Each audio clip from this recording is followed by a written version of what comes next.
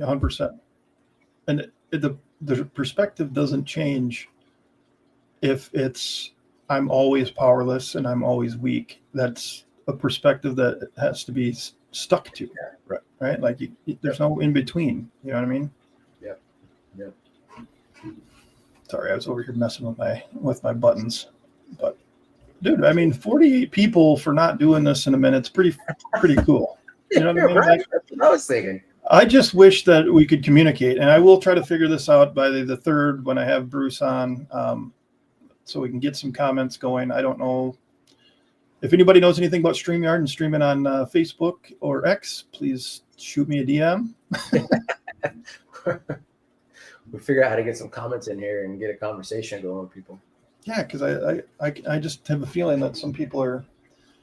Well, maybe we should invite Dakota on there sometime. You know what I mean? Like, I got a few notifications. Let's see if there's a question in here. No, that's just you and me reposting each other's stuff. Well, so if you got anything and you're on these, if you hear anything that you want to talk about, or you listen to this later on, just feel free to reach out to the Sober Heathen, basically on all social media. And are you the Adam Head on everything, Adam? Or you know what? That's a good question. I should know this, right? At least on X, he is at the Adam Head.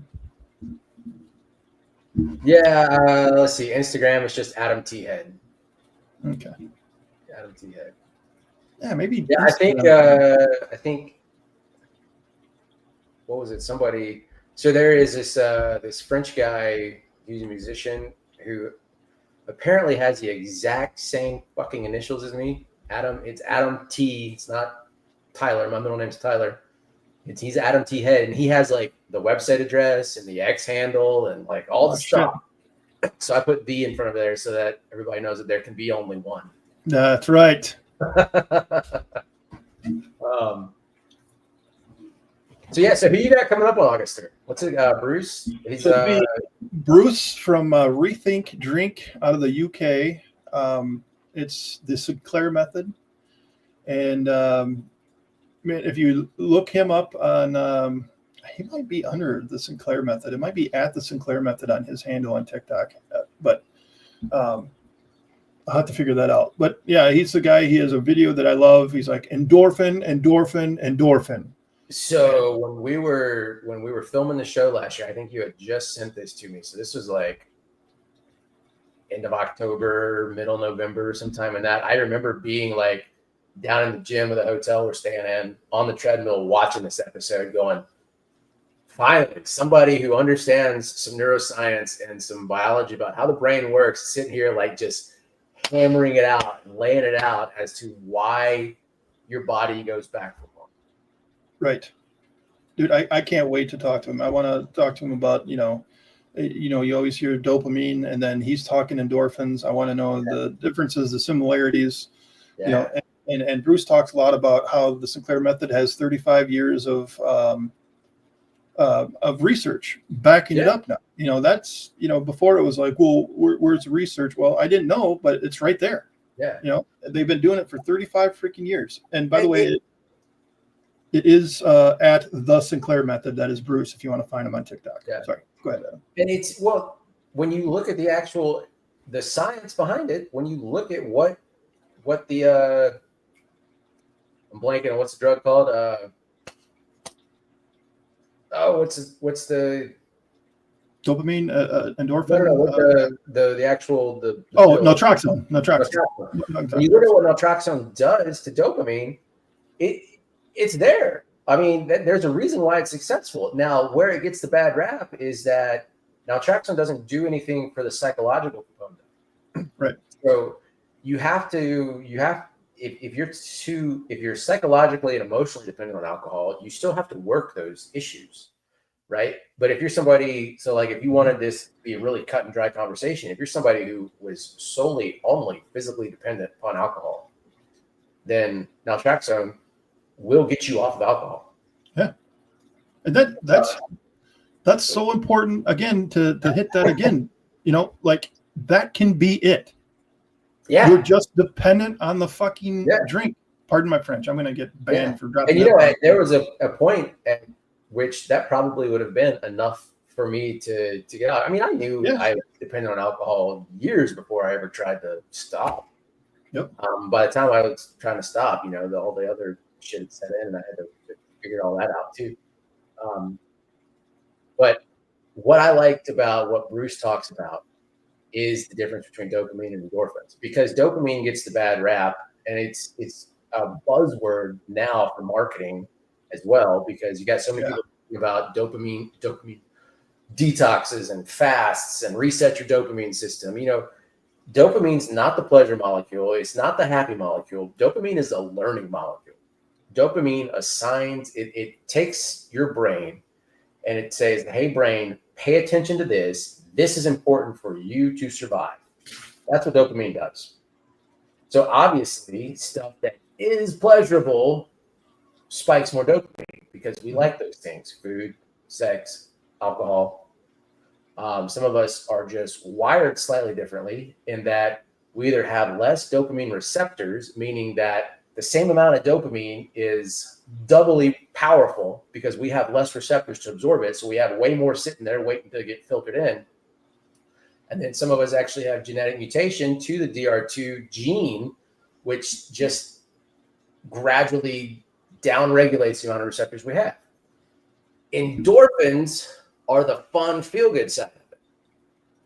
So when the brain spikes endorphins, at the same time that dopamine is spiked, we put these two together. We go, hey, this thing over here gives me this huge endorphin rush, which is from the sex, the food, the drugs, the alcohol, but it's also spiking dopamine for me to learn that those endorphins are good. That's where the trifecta is. So now you've got the learned behavior, you've got the rush that you were seeking originally and keep going back to.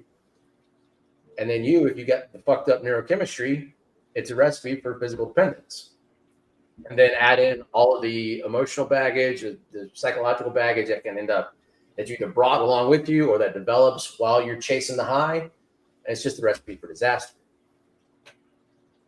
That makes the most sense to me out of any of it, honestly. You know what I mean?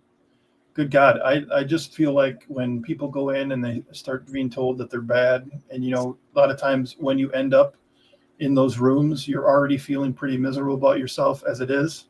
Right. And then we wonder why the success rate is, in the basement, and why people keep going back. And it's not because they weren't ready. It's because, they were feeling bad and then they felt worse when they left, So, I mean, it's not a hate on it. This is just an observation. And, the observation is, it's not inaccurate. It's not making it up because I had a bad experience in AA. I actually had a lot of really good experiences in AA. I met some good people, and I had some, got some pick-me-ups when I really needed it. So I do not hate it at all. And yeah, absolutely. Yeah. It's I think it's what taught me. I shouldn't say it's what taught me. It is what was the catalyst for me to start looking at how behavior change happens.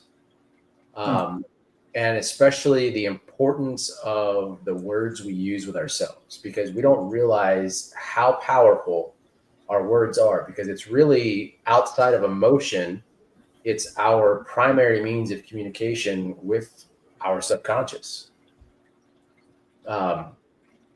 There's really only two main ways to influence subconscious thought patterns, and that's either to be in a theta brainwave state, which is like hypnosis, which incidentally is what a child is in from infancy to age 7. So they're just sitting there absorbing life so that they understand all the rules that allow you to function in society, or at least start to pick up on them, right? Mm-hmm. So either be in a theta brainwave state naturally as a kid, or you put yourself into a trance-like state via hypnosis. Those are really the only two ways to do it. I should rephrase that. Hypnosis can get you into that theta brainwave state. The other way is through constant repetition. Right. So constant repetition. And if I'm sitting here saying, hey, I'm an alcoholic for the rest of my life, I don't care if you can sit here and eloquently speak to me about how you do not associate the word alcoholism or alcoholic with anything negative. You can say, I'm proud to be one. Right. But society and the word in general, the connotations and the definition behind all of that have implied meanings. And your brain knows what they are, and your subconscious knows what they are, because up until you decided to call yourself one, you had all those same prejudices and connotations associated with that same word. Yeah. There's no way you're going to delete a lifetime's worth of repetition about what alcoholism and alcoholic mean by simply calling yourself one at a meeting, however many times a week you go. You're going to be swimming upstream against the current. It's never, ever going to happen. You're still going to be fighting, putting all that extra energy in there just to keep facing up the current. I guess, think about this if you're listening to this thing. If you're watching a TV show and a movie and they say they're introducing a character and they're like, he or she is a former alcoholic. You know, I guess if you've been in recovery for a long time, you might hear that and you might think a certain way. But most of the time, I can't speak for everybody. I would be like, okay, this person's going to be sketchy. You know what I mean? like, oh, he's a former alcoholic. Ooh. Yeah, exactly. You know, damn, he doesn't look like one. Yeah. Oh my God, dude. If I had a dime for every time I heard that shit walking in the rooms or therapy, but yeah, it's like there is a negative component to it, whether we want to admit it or not. And that's Absolutely. Just what it is. And you can tell yourself all day long. It's like if you're so proud to be an alcoholic, walk into a job interview and be like, hey, my name is Scott. I'm an alcoholic. I would like to apply for this job. Yeah. Oh, okay. Well, we bid you adieu. It's probably what's going to happen. You know what I mean? Because and that's not taken away from all the life lessons you've learned because of it. No. You know, I would not be the person I am today without having gone through this journey. Yes. But it was one stage of life. It is not my life. Yeah. And we've said it before, and I'll say it again. We might have already said it tonight. If that's what's working for you and you're living what you perceive to be your best life, then please call yourself whatever you want. Call yourself a Smurf. I don't care. Yeah. You know, live your best damn life. And if you know, going back and telling your story 100 times, you know, at these meetings, and that's what it does. I support you. I'm pretty sure Adam supports you too. You know, like, just keep doing it. Like, we want people to beat this thing. That's the thing. And what's cool about Adam and I, we don't give a shit how you do it. If you listen to us, that's cool. If you don't, or I shouldn't say listen to us, because we're not telling you to do anything. If you hear something you like from us and you take it and it helps you, that's phenomenal. You know what I mean? I heard the other day in one of my groups, one of the clients was like, yeah, so-and-so, I got to be careful even saying the PO's name, because people triangulate where I'm at and then, you know, shit start happening. But this one PO that I thought was kind of a hard ass, client's like, oh, she highly recommends your groups. And I was like, you're shitting me. I'm like, no, actually what I said is like, I'm sorry, what did you say? And she said it again. And I was like, one more time? Because like, I couldn't believe it, because, you know, and it's not that my groups are great. It's just, I think people appreciate the authenticity because I speak freely. Like, if I have a weekend where alcohol was on my mind, I'm in my groups, you know, and if the group is slow and other people aren't sharing, I'll be like, hey, you know what? This weekend I had a dream about drinking. Yeah. You know, I bought 2 5ths and I was running around the house trying to hide them, make sure nobody found them. Yeah. Yeah. That I'm not stuck in alcoholism, you know, but those things happen and they might happen to you. So don't sit here and freak out necessarily that it's the end of the world because you wanted to have a drink or you had a dream that you're drinking or that you're hiding drinks. It just accept it for what it is and then adjust and go from there. If you need to talk about it, talk about it. If you don't need to talk about it, then fuck it. It was just a dream. Absolutely. Yeah. Absolutely, man. Oh, you better go work the steps with your sponsor again. I don't have dreams. I haven't had dreams in 67 years of alcohol. 14,000 something days, right? down to the second. And that again, we poke at it and we'll laugh at it. But again, if it's working for you, that's awesome. And I won't speak for Adam, but support you and just keep doing that. But I know more often than not, you know, I said this today, and somebody made a comment back. I said, a lot of times when you start advertising day counts, it turns into a dick measuring contest. And the guy said, well, yeah, if you measure long enough, eventually you're going to come up short. And it's like, that's pretty good, dude. That's pretty good. I like that. Yep. Like that was great. He's not wrong, So, look at that. We're up to 61 people. What's up, folks?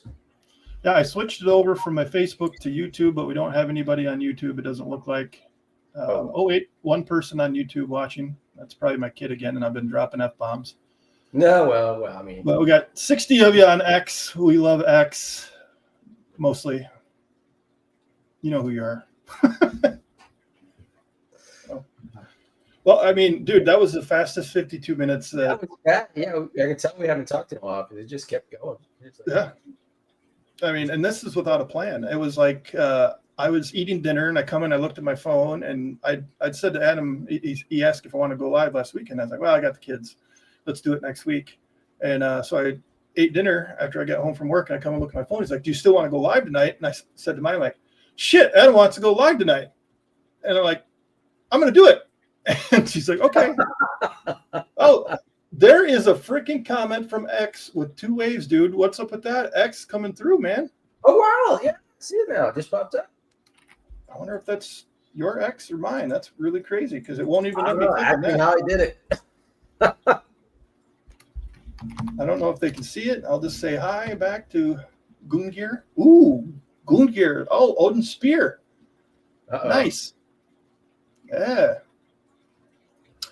So welcome. I think we're probably close to being done, but welcome. Awesome. Hey, I wonder, I'm going to see if this posts under yours as well. Yep, it does. That's all right. Shit. Yeah, it won't even let me pick it. But I'm going to work on that. I'd love to be able to interact with comments and questions while we're doing this thing live. And clearly, Adam, we're not completely and totally uninteresting with 60 people watching. I guess not. Unless somebody's just got a whole bunch of accounts logged in. Aw, thanks, babe. Thanks, Mom. Oh, shit. Well, this was fun, my friend. Yeah. So let's see. We got a countdown here. Today's 21st. So 7. You got 13 days until the 3rd. 13 days to the 3rd. You are more than welcome to join Bruce and I if you want to. It's going to be a great. I sent him. I told him, let me know if the time works. I got it set for Sunday at 7 p.m. right now. I'm going to try to do all the podcasts on Sunday at around 7 p.m., 7:30, because if I have my kids, that'll give me time to get them back to their mom and get back here and set up and get rolling. So yeah, right. So I'll try to be there. There's a possibility I might have to fly down to Houston to defend one of our clients against OSHA. Actually, they wrote him a citation for fall protection violation, even though my client did it right. So what happens if you hire me, you're going to do it right. So, I don't miss that fall protection shit. A guy came in today to drug test, and I was drug testing him. He's like, I'm inside a Dow Chemical working on the railroad. And I was like, ooh. You go, oh, been there. I know exactly what you're talking about. Dow Chemical, and you're working on the railroad? Like, nobody wants to work within 15 feet. Nobody wants to work within 50 feet of a stupid railroad, because all of a sudden you start to get like all these extra rules tossed in there. And I was like, dude, back before and before I knew you, I was at a chemical plant, and they had rail car coming in, and there's 2 places in Georgia that have tons of something called methylene oxide, MO, which is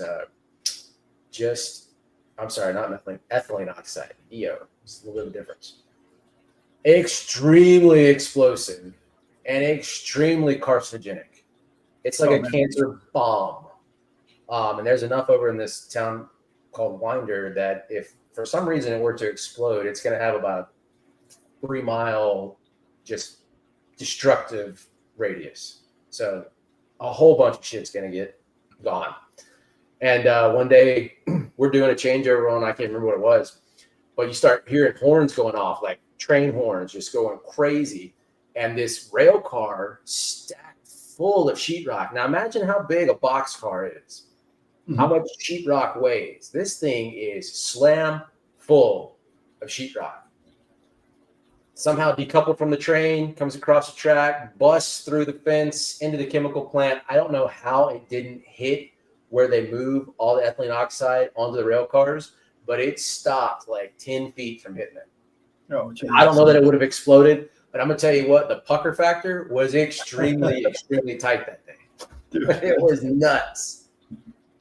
So get into safety or work in a chemical plant if you really want some crazy life experiences. I remember I was in Hemlock Semiconductor here in Michigan one time, and the alarms and everything started going off. And first time I'd ever heard a plant evacuation. Like, this isn't just a building evacuation. This is the entire plant needs to get out now. And so we're driving out, and the top of one of these freaking stacks, man, it was a flame. I don't know how freaking high that flame was, just shooting out of the mass at the top of this thing. And I'm like, oh my God, we need to drive faster to get away from this thing before the crater happens. And it wasn't anything like that, but you never know what it could be in a chemical plant. Down silica to make the chips or something. I don't know. But, well, we still got 62 people. They didn't get bored with the safety talk. So. No, they didn't. Well, I mean, what can I say? We're just interesting. You know what I mean? Like, I don't know, or something. Or it's Monday night and everybody fell asleep. Yeah. You know, they logged in and they're like, this is the best sleep I've ever had. That's right. You got to get the best sleep. Listen to Adam and the Sober Heathen talk on Alive. So, well, buddy, congratulations on being on TV. That is Appreciate so it. Cool. Make sure to watch. What'd you say? Wednesday at 8, right? Wednesday, 8 Eastern, I guess 7 Central. I don't know where it is. I think it's changes a little bit as you head out toward the Mountain Pacific. If anybody's out there watching this, whatever your local Fox channel is, And Pug, just in case you missed it, Adam says Gordon Ramsay smells delicious. He does, man. He does. He smells like sticky toffee pudding and hair gel. All right. Well, on that note, good night, my friend. Good night, everybody. Thanks for listening.